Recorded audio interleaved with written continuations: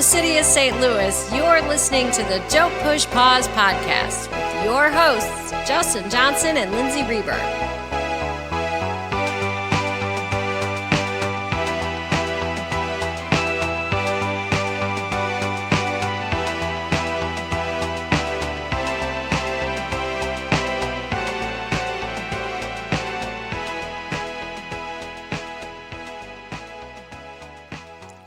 Welcome back to the podcast. How's it going, Lindsay? I'm so happy to be back for this episode. Yeah, I'm excited about this, and it's kind of wild. I was thinking, I didn't realize this till today. What's that? This was not a planned thing, but this is the fourth consecutive movie we've done where it's like sort of this like outstanding debut by a first-time director. Oh my gosh, Started the season off with Alex Cox Repo Man. Yeah. Jamie Babbitt's But I'm a Cheerleader. We That's just right. wrapped up Mario Van Peebles' New Jack City. And now we've got Stuart Gordon with his amazing theatrical debut. And I'm kind of happy, too, that we're able to, shoehorn in another horror movie, not just relegate these to the month of October. And of course, what we're talking about is 1985's Reanimator. Such a, it's been wild watching this movie like multiple times last week. With every watch, I just keep loving it even more. It's so much fun. I don't find it to be scary, but it's pretty bloody, to say the least. Yeah, it's like when we're sitting down to pick a horror movie for this one, trying to find one that was a nice balance between one that hasn't been talked about a trillion million times, but one that's also legitimately has a bunch of ground that we can cover. Yeah. Because a lot of horror movies I love, there's not a whole lot to them. Behind them. Sometimes it was a happy accident that it worked out. Sometimes it was always going to be a blockbuster. This one was a low-budget horror movie, and it didn't do like the greatest at the box office, but it blew up after that, and I think this is definitely like a pretty big cult. It's a cult phenomenon, movie. Yeah. And really, I think rightly so gets that title because there's really not.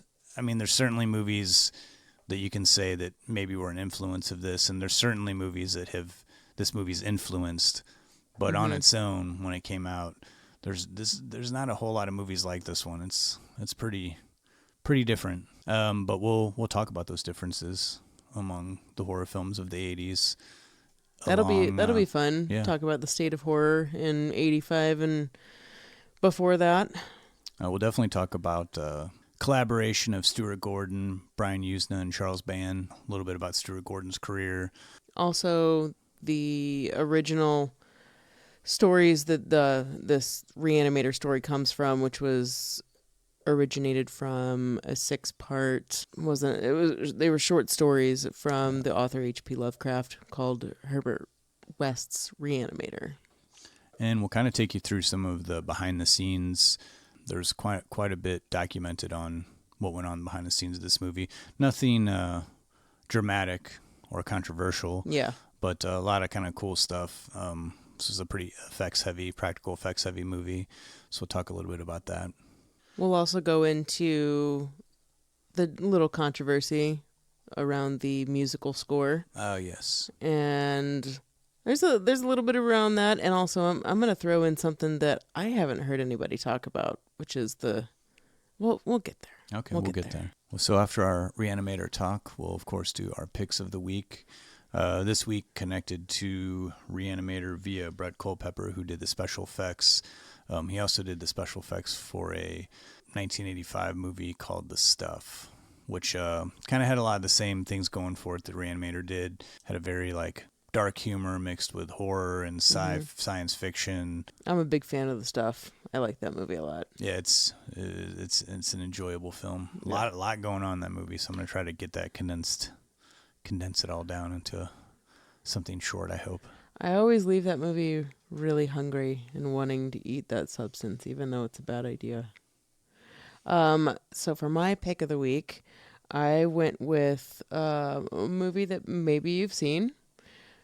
Pretty popular when it came out, and that was 1989's Honey, I Shrunk the Kids. That is connected to Reanimator by way of Brian Usna, the producer, and Stuart Gordon. who was the director, of course, of Reanimator.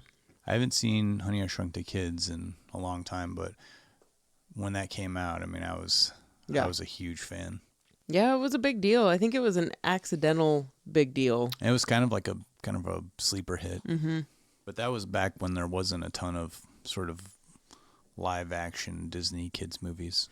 Yeah, and it's interesting too that it came from the minds of horror freaks. Yeah, it's strange to think of Brian Usna and Stuart Gordon mixed in with a Disney movie. Yeah, it is. But it worked. It worked. Then, of course, always we'll round things out with our Murray moment. Oh, yeah. And so before we kick off our first Reanimator clip, Lindsay, can you break down for us what this movie is about? I would love to tell you about Reanimator, Justin. The movie follows Herbert West, who is a medical student, and he has procured and is trying to perfect a potion, a solution, a serum that brings the dead back to life, the recently dead back to life. I guess it could bring back an old corpse that's been buried for a while, but he's trying to find the freshest specimen out there. He moves in with another medical student of his, and his girlfriend's over there quite a bit, kind of pals around with the new roommate, and together they start bringing back corpses to life and trying to figure out why it ain't so pretty, why it ain't so easy. And then they kind of come in contact with a doctor who's actually the evil one involved in all of this, and then he just complicates everything, and we'll get to him all right. It's kind of a crazy story. It's so all over the place, but it's a mad scientist story. It's about bringing back the dead, and I think pretty cool how the story kind of changes from what you think of the main Herbert West character to what you end up thinking about him by the end of the movie. Yeah, it's definitely one of those movies that you can't really call it. Like I'm times not sure where the movie's gonna go. Yeah. I never want to call it a zombie movie. And we talked about this before. I never want to call it a zombie movie. It's hard for me to even say it's science fiction, but it is science fiction because it's bringing the dead back to life. If somebody really knows if there is a, serum out there that if this is not fiction, please let us know who's discovered this secret. I feel a lot of people consider this, I feel some people do consider this like a part of the zombie genre, but I could see that a little bit, I guess, The Walking Dead, it's like it is quite literally The Walking Dead, but not the TV show, but walking, grunting corpses.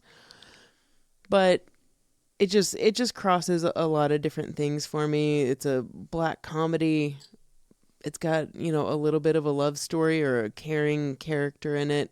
It just kind of hits on a lot of different things, but definitely like a mad scientist. Absolutely story. Unique. Let's go to a clip of mad scientist Herbert West, and then we'll talk about it. Oh, Dad! What are you doing in my room? How dare you come in my room? Dad! What's the matter?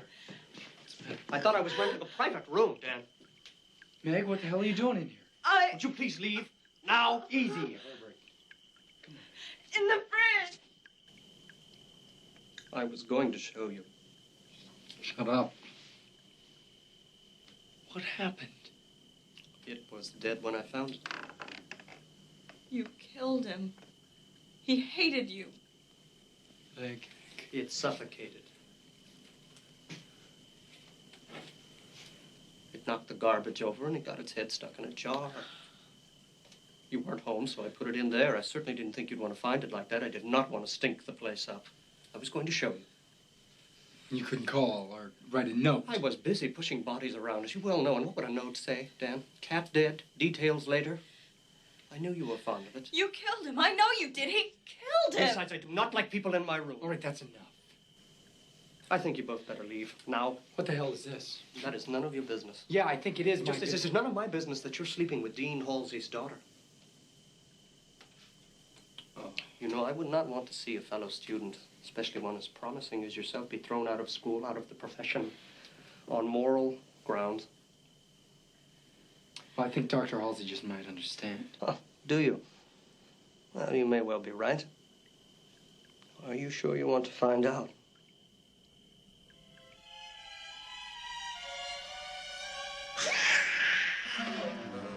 So I guess the very first thing we could just make mention of is the title sequence of Reanimator is excellent. Done by Robert Dawson, who also did the Repo Man opening credit sequence, which is one of my favorites. He went on to pretty much do, Like every major... countless title sequences in movies. Hollywood, one of the major title sequence guys. Did most of Tim Burton's movies. Mm-hmm. For a low-budget movie, I mean, this one... just shy of $1 million. Just the title sequence alone, it has this sort of like opening scene and then the post-opening scene title sequence, the score. There's a lot of talent that went in this movie, and one of the keys to this movie's success is that just because it had a low budget didn't mean it was like a cheap-looking, not well-made film. There's a lot of talent behind it, and a lot of the score, the special effects, again, the title sequence, all these things that sort of were really polished and really unique and high-end for such a low-budgeted film. I think one of the things that makes this movie so special, and you could really tell, and when you watch interviews or just anything, you can tell that so much love was put into this movie and that the people involved really wanted to get the most out of everything. They were thinking about how to get the audience into this movie immediately. Like before the title sequence, we start off with a bang, and it is a gory thing. It's a gory thing that happens. Man's eyes pop out of his socket, and we don't really know what's happening with this Herbert West character, and then bam, this beautiful title sequence, and then we go into the story, and it's just, you can just tell that the people that made this movie love horror movies, and they know what is going to get the audience involved. Yeah, and and I like to talk a little bit. I always like to do this when we do a movie that's the first film of a director, and this one, and especially when it's a movie that is this well made. Stuart Gordon came from the theater scene in Chicago. Like, had been doing theater for like 15 years, directing theater, and they had so many good actors in their repertory that they decided, we should really get into the filmmaking business. And so one of his friends suggested that he should do a horror film because they said, even if it comes out bad, usually you can get your money back. Yeah. So horror films were big in the early 80s. Yeah, it was like a lot, and especially one of the few movies that could be made independently, but then get distributed and eventually find their way into cinema houses. Yeah. Well, Stuart Gordon took it upon himself to look for a horror film, and he was thinking about the Frankenstein stories. There was a lot of the cinemaplexes were kind of overrun with vampire stories, and he really loved the old. And he was a fan of horror films. He was a fan of the old style horror films from the 50s and 60s, and he really liked the Frankenstein story. He wanted to kind of do something with that. A friend of his suggested he should check out H.P. Lovecraft's Herbert West, Reanimator. Yeah. And he really did kind of mine out the gems in this 6-part H.P. Lovecraft story and put it all into one. I think originally, though, they had thought about doing it as a stage play, and then when that idea was kind of thrown out, then he wanted to do it as a 6-part kind of mini-series. I can't remember if it was on PBS or not. That's who he tried to shop it to. For some reason, And they said that was not their bag. Nope. But I think in his eyes, this wasn't just a horror movie, or wasn't just a horror tale. It's so clinical and kind of, you feel like you're in an anatomy class almost when you watch this movie, and you get that feeling from even the title sequence. So when that idea was kind of thrown out as far as doing it as a 6-part miniseries, then he met up with Brian Yuzna, and Brian Yuzna was like, dude, what you're going to do is you're going to combine all the stories, not just take one and the first one and the last one. You're going to take all of them, combine it, mine it all out, and we're going to release this as a horror movie. And I think originally that he was going to shoot it in Chicago, but then the theater company that he was working with, once they got wind of the script, they were like, yeah, you can't make this kind of movie here. So inevitably he ended up going to Los Angeles to do the movie in Hollywood. I think got a different group of actors, like the repertory that he had worked with in Chicago, didn't end up bringing them to L.A., but ended up getting a group of really well-seasoned actors, that had done some stuff, just weren't household names. I think for the horror films of the 80s, the first thing that I notice in a movie like this is that, number one, it doesn't delve into a world of like teenagers and young people doing drugs and having sex. It's definitely, it takes place in like hospitals and medical school and just all things that you didn't really see in the world of horror in, the early 80s. And another thing that makes this one special as far as it being, a horror movie in the early 80s, when the more blood, like that's what was going to pack a theater, was just like slasher films were huge at that point. And this really deviated from that genre. This wasn't a vampire movie. It wasn't totally a zombie movie. It wasn't flashy necessarily as far as like the gore goes. It really feels like I'm not grossed out when I watch this movie. I mean, yeah, okay, there is some really gross stuff in it actually, but it doesn't feel gratuitous, Yeah, it's not gratuitous, but It's it's definitely, I would put it up there with like a gore film, even though a lot of the gore in it is anatomy, and they are in the medical field. I don't know, maybe it is gratuitous. I mean, there are some pretty ridiculously gross scenes, and the sound effects are outrageously gross. I just realized why I say that though. It's totally because I look at this like, okay, I told you. I mean, the scene right now that we're watching is just absolutely disgusting. He's holding a brain. He's holding a brain. It's a doctor holding a brain. There's an open a head that's completely like sawed open. Yeah, but he's doing it for medical students. Okay, yeah, he's giving a demonstration. I just realized why I'm coming at it like this, and it's because Justin, I worked at a vet for many years, and seeing open cavities and seeing gore really all day long, and it just became kind of like second nature. So to me, like seeing something like this, even blood on the wall or something like that, it does. If it's in this setting, it feels more. Yes, it's gross. I'm not going to deny that, but it feels a little bit more acceptable than like someone getting, a hook through the chest on a meat hook. It's definitely not. I would say it's not so much exploitive, but it is gratuitous in a way of. Things are definitely emphasized. This is a movie that when we were the first screening we did, you came over and Mary was your wife. Yeah, came in. What are you guys watching this week? And she made it about all of 10 minutes. Nope, Reanimator. I'm out. And I will say, when I was listening to the commentary, doing research, listening to the commentary, and just when it would cut into the sound effects, they are pretty nasty. Okay. I'm not fighting with you on this. I'm going to concede on this though. It is gory, and I don't want anyone to go into this thinking like, oh, this is totally like a light movie. I can get past it. It just doesn't feel. I don't know. The death scenes in Freddy Krueger movies, are kind of grosser than what happens in here. It just seems like it's a medical experiment the whole time. In this movie. I think it's the because cat scene's a little much for me, even though it's obviously a cat puppet, and it's not like the creators of this movie. This was lost on them. They knew exactly what they were doing, and Brian Usna specifically is known for wanting to see just how far he can go with certain things. You write something into the script and go, okay, let's go a little bit further. How much further can we go? Yeah. And if memory serves, this movie in its original cut was 2.5 hours. In its unrated theatrical cut, it is about 1.5 hours. So quite a bit was cut out. Yeah, and though we do have a lot of this like medical horror realism in the beginning, I get what you're saying. The second half of this film kind of goes bonkers, and we do have a talking head, with a corpse holding it.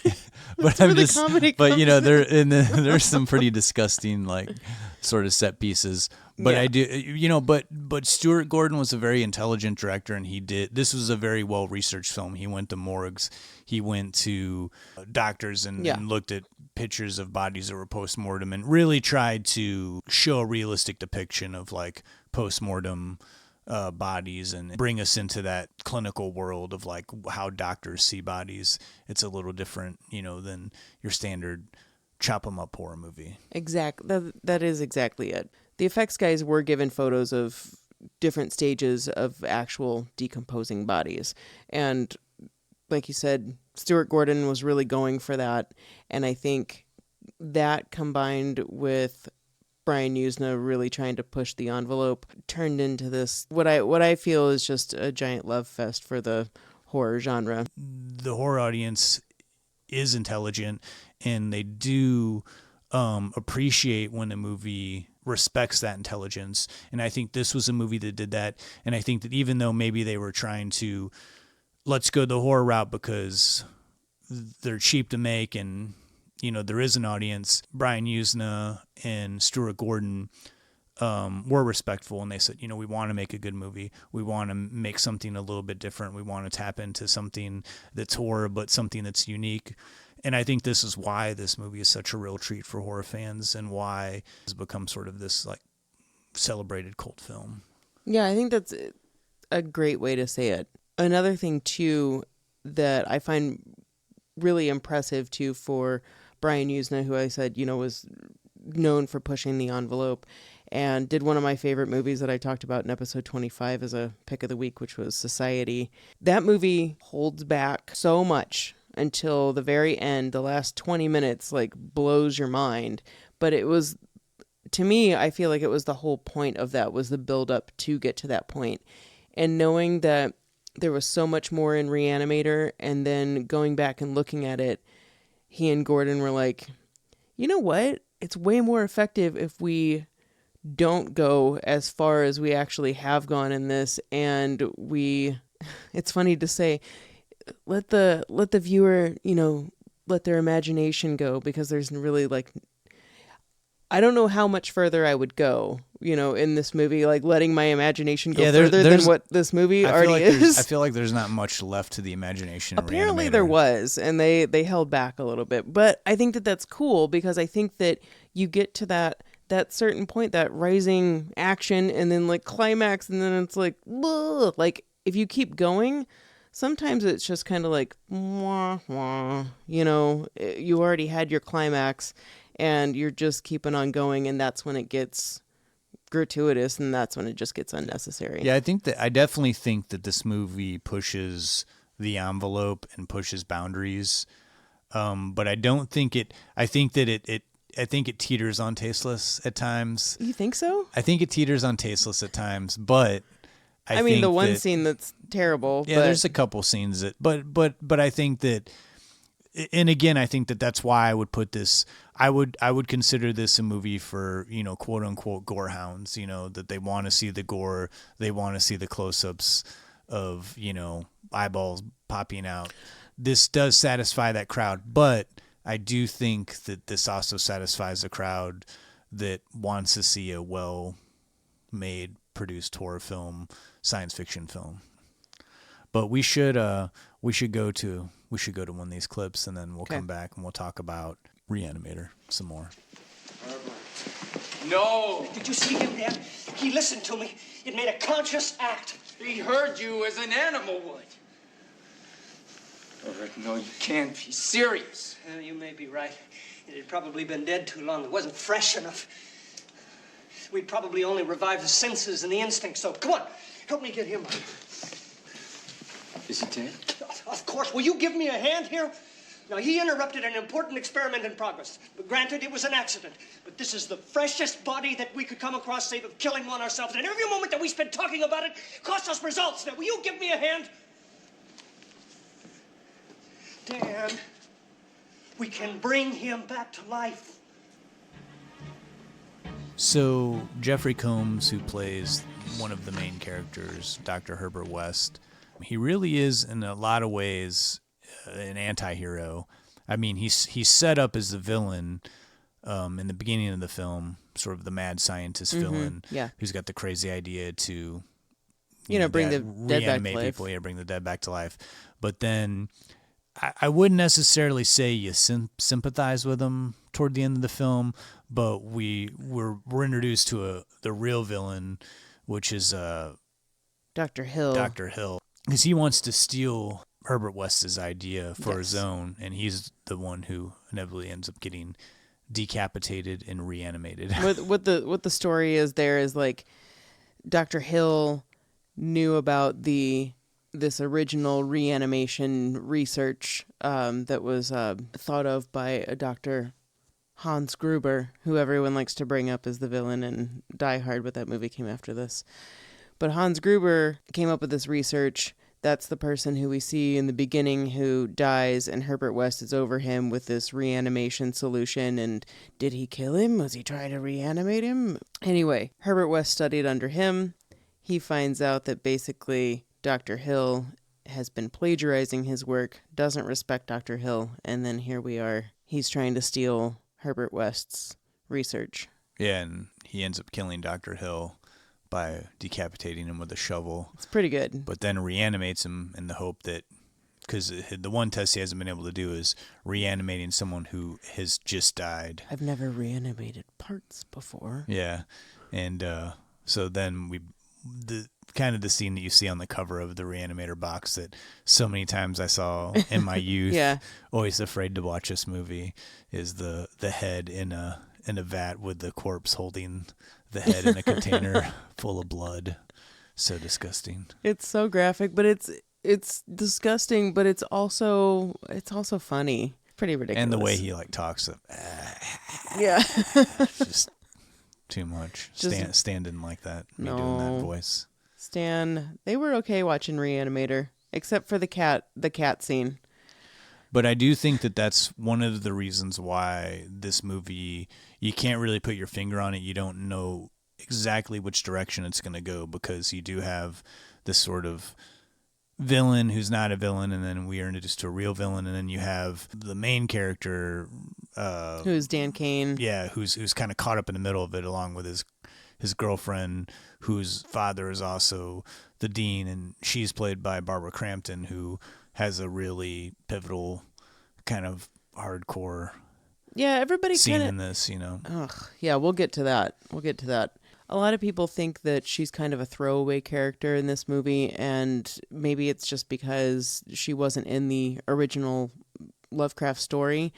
But then again, women weren't in his stories at all. But if anything, Justin, I think you brought up a great point when we talked about this before, that she's the voice of reason in all of this, because if her boyfriend is the main character who kind of gets under this thrall of Herbert West and this idea of, I mean, at first he thinks he's crazy, and then he's like, no, he can reanimate the dead. And girlfriend Barbara Crampton's like, this isn't right. This is not cool at all. And I also think you have the scene, the sort of Return of the Jedi moment, where her father, who's been reanimated, is a part of under the control of Dr. Hill. Mm-hmm. He's got an army of undead now, and later in the movie, but the father sort of remembers his daughter, even though he's been lobotomized and is undead.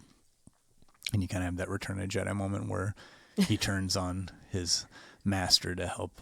Yeah. Help his spawn. Yeah, which is, I think, one reason why this kind of flies in the face of the conventional zombie story too, is this idea of they're going back to kind of voodoo stuff as far as zombies go. There is that idea of a zombie master, of being able to control a horde of them, and I think that's kind of what this is playing on a little bit, but it seems a little bit more than that. The plot gets a little shaky in that last 20 minutes. It's wait, how's he controlling these people? But, There's also a giant part of the movie that was cut out, and that is that Dr. Hill, before he became reanimated, had the ability to psychically control people, and Stuart Gordon and Brian Usna were just kind of like, yeah, this muddles up the story. We're throwing that out. So there are some things that would make much more sense when you watch it now. Yeah, because there is that moment where it's like, wait, what's going on here? It takes a second, and I go along with it. This is like, again, it's a horror film, suspension of disbelief, but there is a moment where it's just like, man, he did a lot in a little bit of time, like, lobotomized all these people and created a undead army. I bought it. It wasn't enough of a plot hole for me to go, wait a second. Okay, you know what? I believed it up until this point. Like, all of it's completely unbelievable. Yeah, after you see a talking head, you kind of got to just, you're along for the ride. And it's a fun movie, so it's worth it. It is. It's about obsession, power, greed, also a little bit of a weird love triangle. Kind of. That's my idea, though. I don't know if that's really a real thing, and the idea of just what if you could bring the dead back to life, and this whole thing that we talked about when we did Pet Sematary, that idea of just not being able to let go. What if you could bring the dead back to life? As we saw in Pet Sematary and this, it never ends well. And I think, like, Stuart Gordon said it, like, this movie sort of promotes the idea that, like, death is the world's biggest disease. And so we want to, like, there's that idea of, like, well, what if we could, like, prolong that, Yeah. Anyway, all, like, jam-packed great performances. Barbara Crampton, Bruce Abbott, and Jeffrey Combs, and David Gale. Yeah. Everybody. And, yeah, just a pretty solid cast, like, pretty decent acting. One last thing before we go to our picks of the week. I know we wanted to talk just briefly about the music. Composed by Richard Band, brother of Charles Band of Empire Pictures. And he went on to do quite a bit of composing for horror movies. I know he did the next movie that Stuart Gordon did, From Beyond. But the score to this is really fantastic. But it is, when you're listening to it, immediately will think, wait a minute, this sounds very familiar. Now, what is this? Now, you were thinking...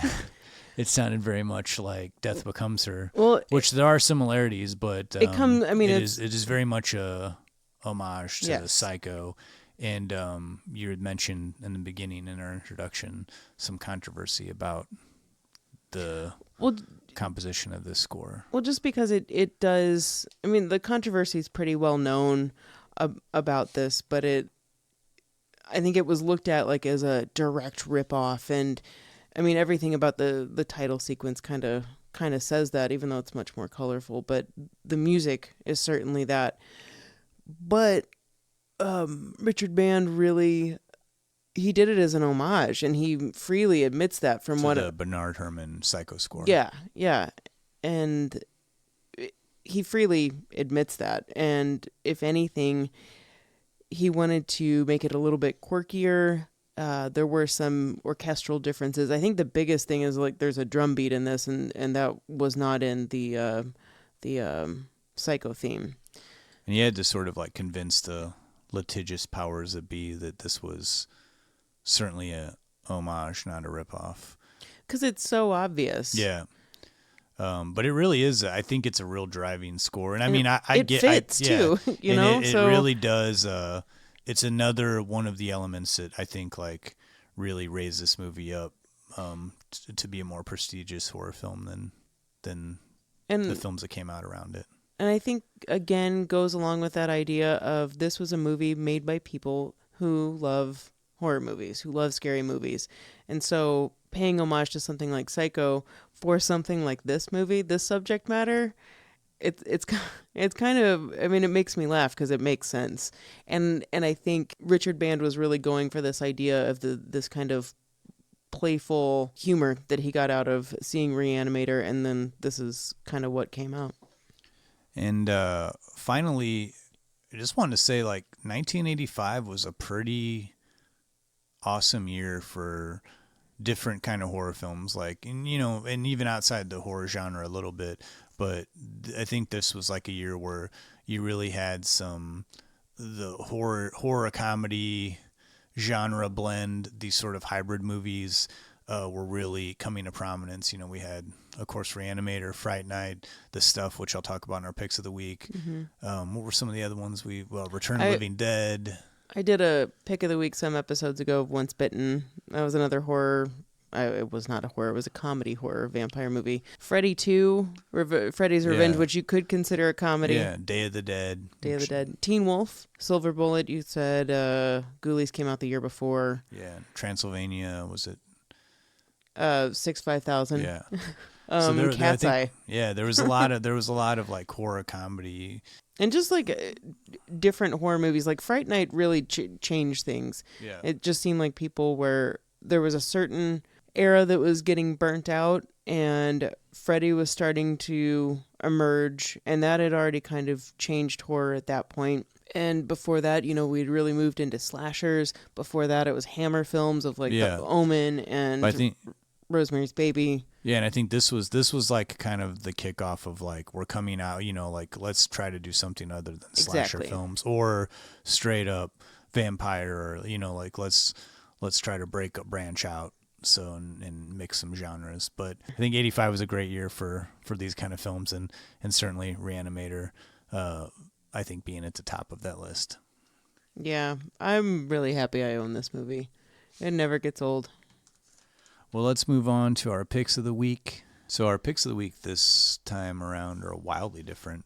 Yeah. I went with another sort of horror, sci-fi, black humor movie, and you went with total horror movie, action adventure kids film. So I did the stuff, and you went for Honey, I Shrunk the Kids. Yeah. What can you tell me about Honey, I Shrunk the Kids? This is one I want to revisit. This I haven't seen it forever, but I used to love this movie. I know. I think I don't know. I've never heard somebody say, "Man, one movie I hated was that." Ever. It's just so much fun.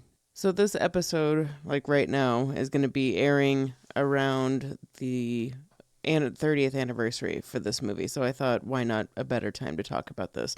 And considering that this movie was brought to Disney by Stuart Gordon, the director of Reanimator, and Brian Usna, who produced the film, who also produced this film and also helped write it alongside Gordon. Now, if you've seen or heard of this movie, you kind of get the idea from the fairly obvious title. Dad's a scientist working on a machine that shrinks objects, and through a freak accident, his kids and the neighbor kids are reduced to a millimicron size, and Dad accidentally throws them out with the trash. There is a little side story of Mom and Dad emotionally getting back together in their search for the kids, but the main focus of the movie is the kids' harrowing journey back to the house, traversing the treacherous backyard that is now giant size. You might remember how the kids befriend an ant who defends them against a furious scorpion, or maybe climbing up giant blades of grass and then getting picked up by a bee, or how about when the yard turns into a dangerous swampland when the sprinklers turned on, or what about when they use ash from a cigarette butt as a torch, or maybe every kid's favorite part, mine included, when they're totally starving and find a giant cookie in the backyard. Dude, a cookie cream pie has never looked so good. The practical special effects in Honey, I Shrunk the Kids is still astounding to me. It just makes it so much more tactile. Like, it's so gritty, real life. Just the imagery is just so believable, which is what you need in order to make a movie like this work. It's kind of like what you would imagine the up-close version of like what magnified dirt would look like. You can and want to feel it when you watch this movie. Most of the sets and props took around 9 months to make, and the very real-looking neighborhood was actually all a studio. None of those houses were real, and that took about 6 months to get all of that done and filmed.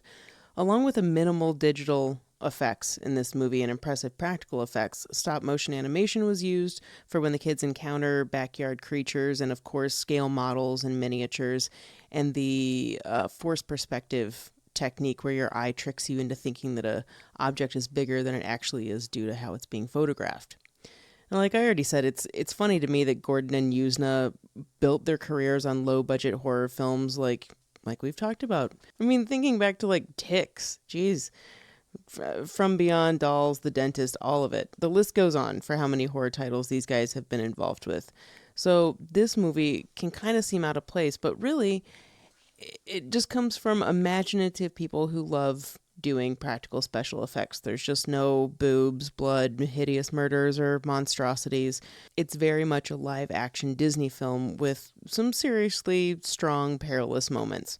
And to me, it's still so much fun and a great example of how practical special effects make the believability of the improbable so much easier to buy than when the effects go completely digital.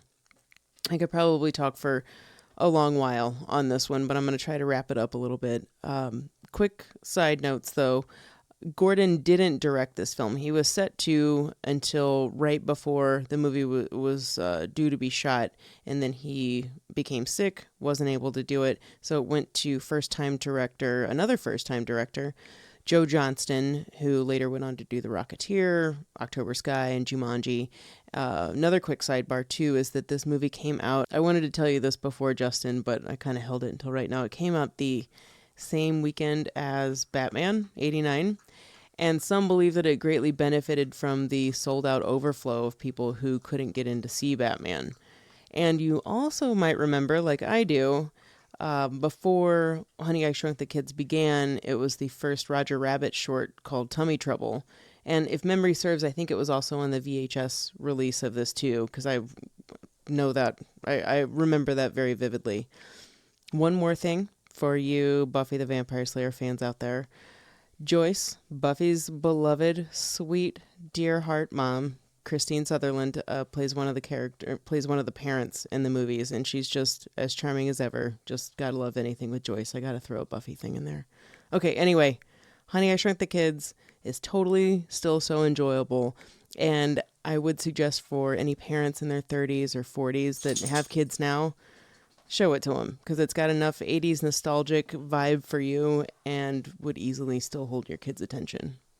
Yeah, I remember this being such a fun movie, and I want to say I went to Disney World when I was like 18. Yeah. 17 or 18, and I remember there being some sort of section that was like sort of a Honey, I Shrunk the Kids, where you could take your picture with gigantic props so you would look like you were smaller, the sort of the optical illusion kind of thing. I was thinking... And they did some optical effects in this movie too, yeah. I believe. Yeah, like a lot of kind of what they did in those movies, where you can manipulate things where you push something really far away and it looks like it's 3 times like that the size. Forced perspective idea. Yeah, and stop motion was used a lot, like stop motion mixed with like actual animatronics on the set. I was thinking too, and this is for anybody from St. Louis, you know what the City Museum is, or if it's like it's also one of our biggest attractions in St. Louis, but I was thinking, I couldn't help but think that, man, the City Museum really needs a Honey, I Shrunk the Kids-esque section in there. That would really work. Yeah, I think that would be a big hit. All right, I want to hear about the stuff, Justin. So there's a lot going on in this stuff. I'm going to try to consolidate this all down into as short as I possibly can.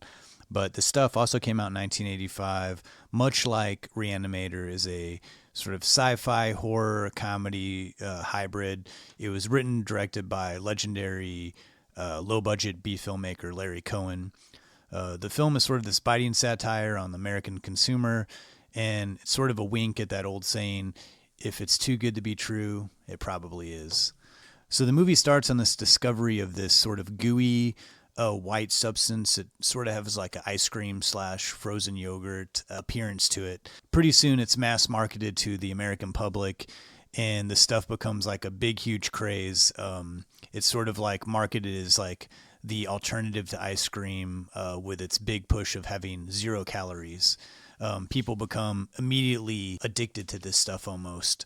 We soon come to learn, though, that the stuff is it's sort of a living organism that slowly works its way into your brain, takes over the brain, and leaves the consumer sort of this sort of mindless zombie, which is just sort of like hollowed on the inside and just sort of like living and going on with existence on the outside. So again, this sort of another poke at American consumerism in the 80s and excess. The sales of the stuff get really huge, but the sale of ice cream starts to plummet. So the head corporate office of the ice cream industry and the junk food industry, they all sort of team up and they hire a former FBI agent to sort of investigate the stuff and take it down. They hire a bad boy, David Mo Rutherford, whose line throughout the film is, "You know why they call me Mo? Because every time people offer me give me money, I just want Mo." His character, he's played by Michael Moriarty, and his character is just sort of like half awesome and half just like ridiculous. The movie sort of has a sort of cross cuts between also a suburban American family. Their youngest son sees this stuff moving around in the refrigerator. He tries to warn his family, but they've already become addicted to it. So he's going to grocery stores. He's like destroying grocery stores, like destroying stuff displays. Eventually he teams up with Michael Moriarty's character, Mo Rutherford. Mo Rutherford also teams up with this commercial executive producer. She also becomes sort of this quick love interest in the movie. Very B-movie style. You got to have the love interest. You got to have the action. They all team up to basically take down the stuff with the help of a small team of ex-military led up by Paul Sorvino, early role by Paul Sorvino, who is Paulie in Goodfellas. They're able to take down the stuff via fire. They find out that that's its weakness, so they go to the distribution center. So once it happens, we think everything's good and fine, but the manufacturers figure out a way to redistribute the stuff as a product called The Taste, which is pretty much has a low dosage of the original formula that made up the stuff. But what Mo's character decides to do is he takes the two guys that are responsible for this and he forces them to eat the stuff, in which we get the great tagline in the film where he jokingly says, "Are you eating it or is it eating you?" This movie's a lot of fun.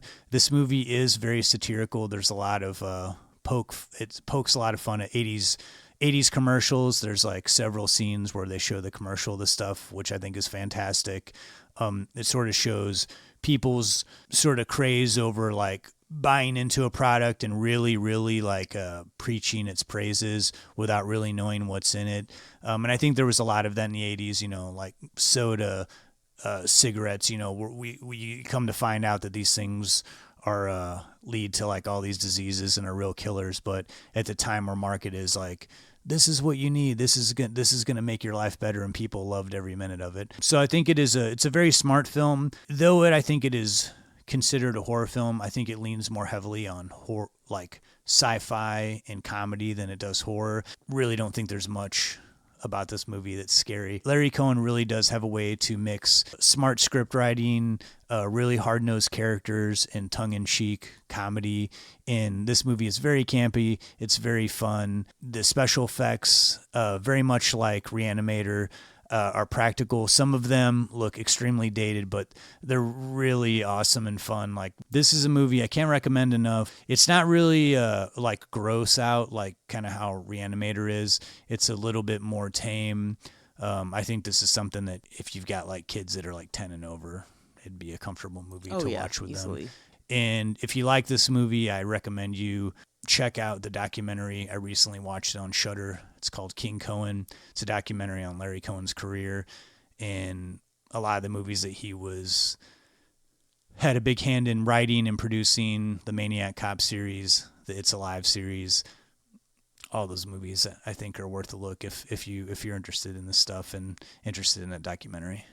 That's awesome. I didn't know there was a documentary on him. Cool. I think it's like pretty new, but I just watched it I found it when I was researching this stuff, and so I checked it out on Shudder, and it's pretty enjoyable. Yeah, I really like the It's Alive series.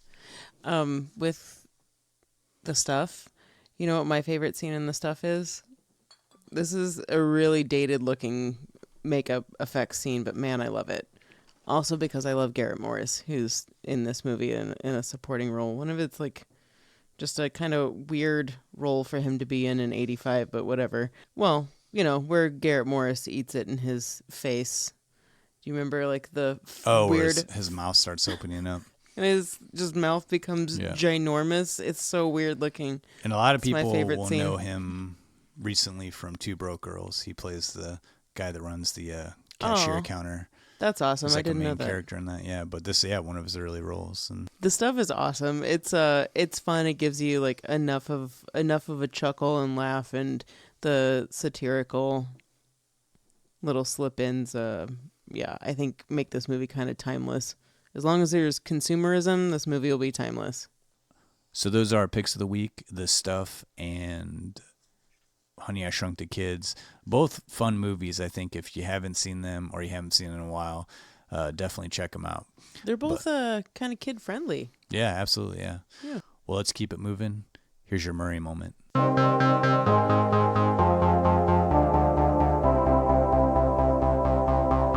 Chicks dig me because I rarely wear underwear, and when I do, it's usually something unusual. I think I need a root canal. I'm sure I need a long, slow root canal. You gonna come and shake my monkey tree again? Oh, what does that old queen know? She didn't even show.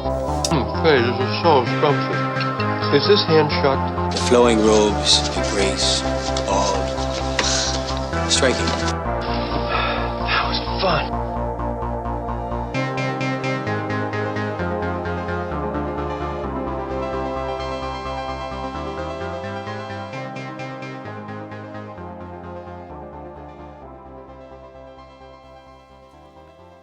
Now, Billy's no stranger to horror comedies in the spirit of Reanimator. Maybe not that gory, but in the same kind of horror comedy spirit. As I talked about in episode 24, his cameo in Zombieland is legendary. His bit part in Little Shop of Horrors is one of my favorites, and I know I'll talk about that in a future podcast. But perhaps his best known role is this little known independent feature film hardly anybody's heard of before. It's like totally a secret favorite of mine. Ghostbusters.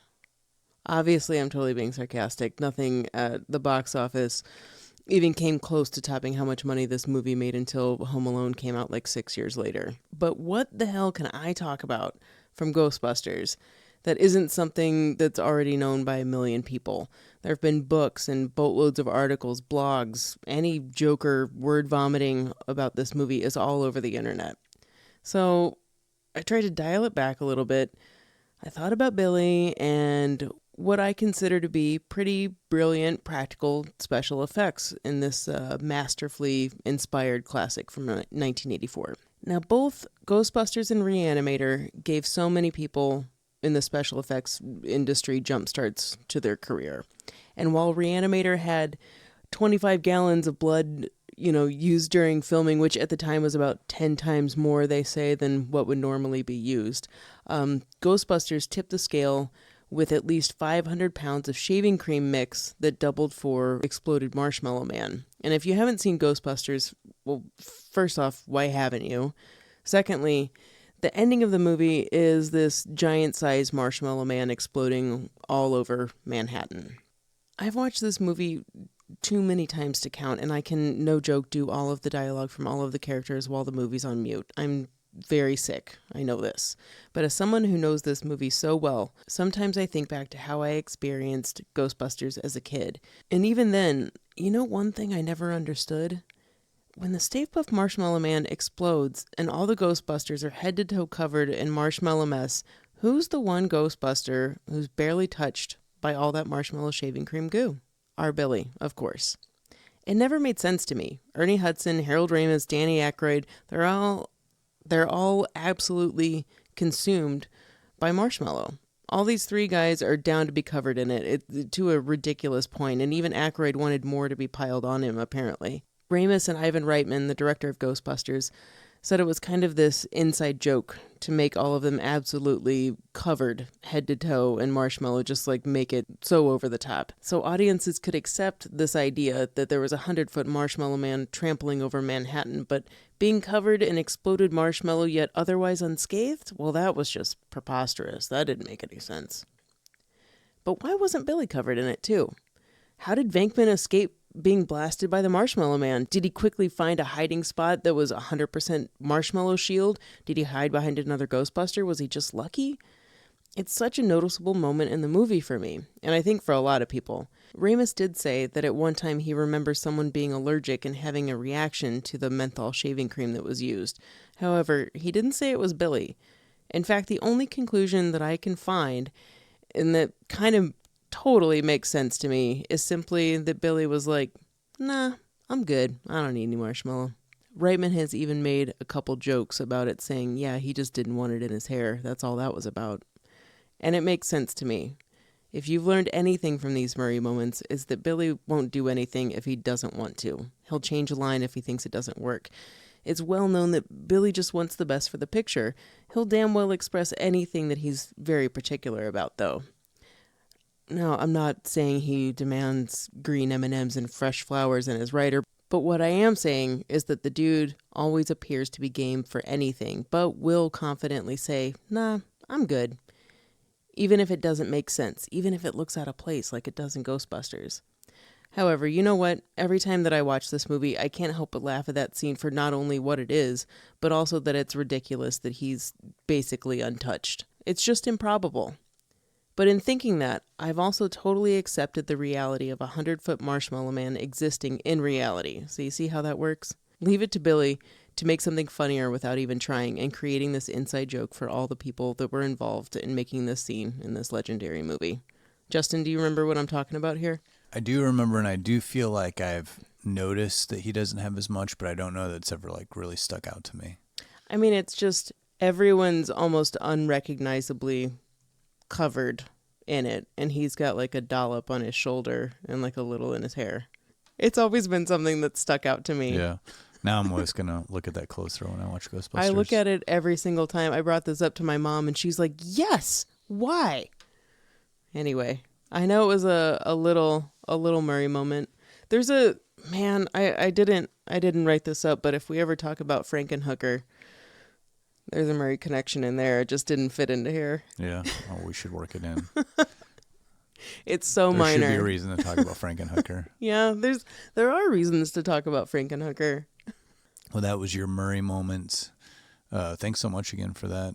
So you had a final thought on, before we totally wrap things up, you had a final thought on Reanimator. I did have some final thoughts, real quick. I don't want it to be lost on anybody listening to this, like that there are differences between the Lovecraft 6 installments of this story and the movie.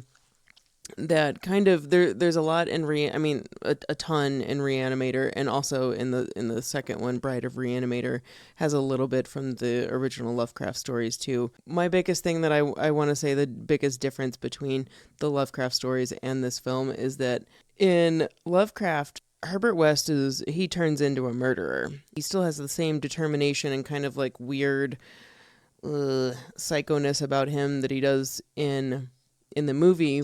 But to me, people always talk about in the movie Reanimator, did he kill his roommate's cat? Did he kill Meg's cat? I don't think he did. But in the Lovecraft story, he does kill something. He does kill somebody. There also is a Dr. Halsey in the original Lovecraft stories too, that kind of comes back in the same way as Dr. Hill. There's a whole other plot line that's very different from the movie. And also major difference from the movie to the story is that Dan, who's the narrator, and again the main focus of the story, who's telling you everything that Herbert West is doing, Herbert West totally, he eats it. I mean, I'm sorry, zombies eat him. And Dan watches it all go down. So there's a very, very different ending, but it is still kind of like the zombie horde ending. And kind of the end of Reanimator is ambiguous in some ways. You kind of think maybe Herbert West dies, but he doesn't. I think there was an intention to set it up for a sequel. Or, in the 80s, you always want to set it up for a payoff sequel. Yeah. So I do encourage you to check out the stories. They are of a certain, it's from many a year ago, over 100 years ago. And Lovecraft was also known to be have a little bit of a racist flair in him. And there is at least one of the Reanimator stories that's there's some questionable dialogue in there, and he's a little bit of a xenophobe as a person. I read there's almost no female characters in any of his stories. Not a big fan of the ladies either. So Lovecraft himself was maybe not the coolest of dudes, but as far as gothic horror goes, even Stephen King considers him like one of the most amazing like practitioners of like contemporary not contemporary, but of gothic horror. So whatever type of person the man actually was, he did write some pretty engaging stories, and they're worth checking out too, especially if you're a fan of this movie.